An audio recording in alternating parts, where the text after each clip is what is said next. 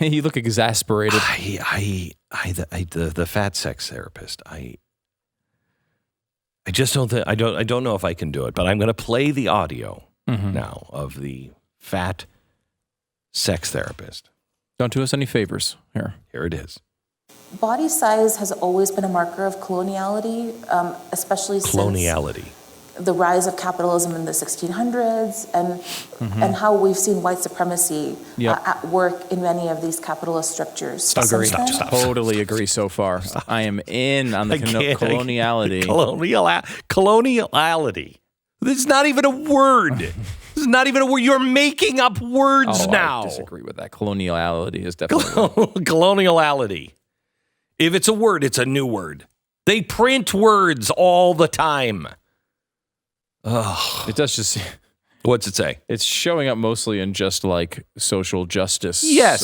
They make up words. They're making up words. Coloniality of power is a concept interrelating the practices and legacies of European colonialism in social orders and forms of knowledge advanced in post-colonial studies, coloniality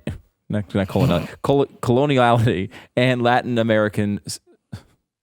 God, Look, this is who are the two guys that you had on? It was Peter Boghossian and James Lindsay. You had them on for a podcast, which is coming up in a few weeks, I think. Yeah, we're releasing it. And these are the guys that two of the three people who put these fake studies and all these. This is their kind of stuff. This is their stuff. Like these things, they're just a jumble of words. Like they just come up with these new words and they throw them in there and they make it seem like these are proven concepts or have some merit. And it makes you sound smart if you can pronounce them, unlike me.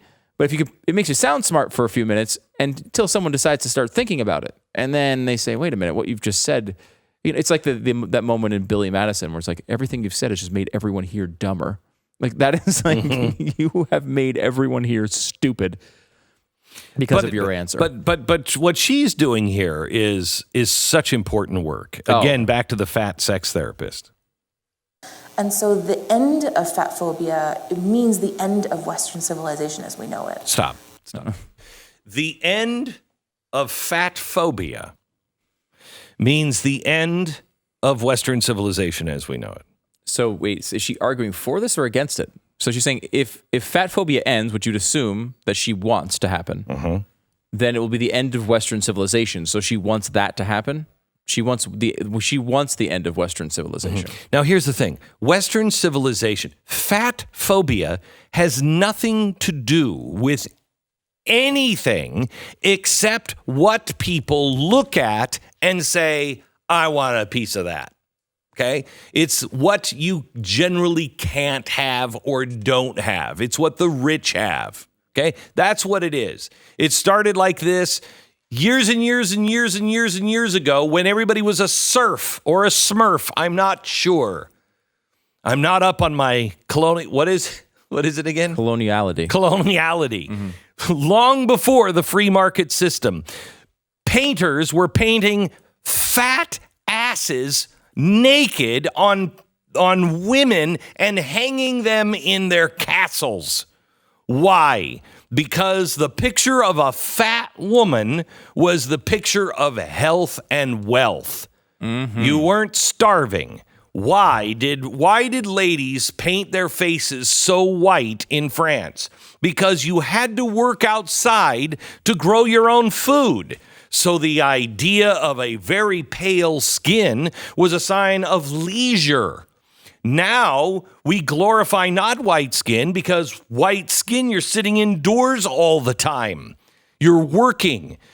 The sign of a tan is, he plays golf all the time. He must be wealthy. Oh, they're outside. They must be jet setters. That's all this is. That's all this is a sign of leisure time. But that doesn't explain fat phobia. Yeah, it does. How? Because people are afraid of fat people, and you've not discussed because that. if you are fat, it's the sign that you are just an average working Joe that is going out there, busting their butt. You're a mom in the school, going to take the kids to school. You don't have time to work out. You're just eating at McDonald's, where the rich They have personal time. trainers. Personal trainer. They have time to go and work out. They have time to exercise. It's the in crowd. That's all that is. That's all it is. That's so. But do you think that's what she's talking about when she's talking about fat phobia?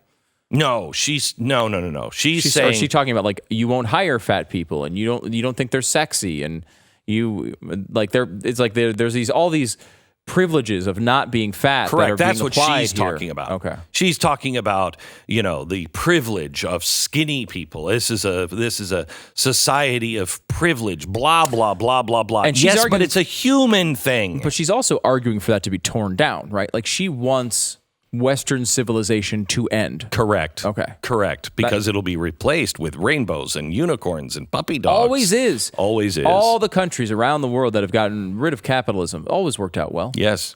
And boy, you want to talk about skinny people, go to North Korea. All right, go ahead. Play some more. Those things are connected. The end of fat phobia would mean the end of racialized capitalism.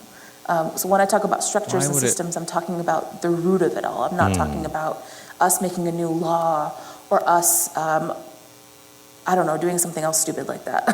Right? We need to burn it all down because it's all toxic and bad.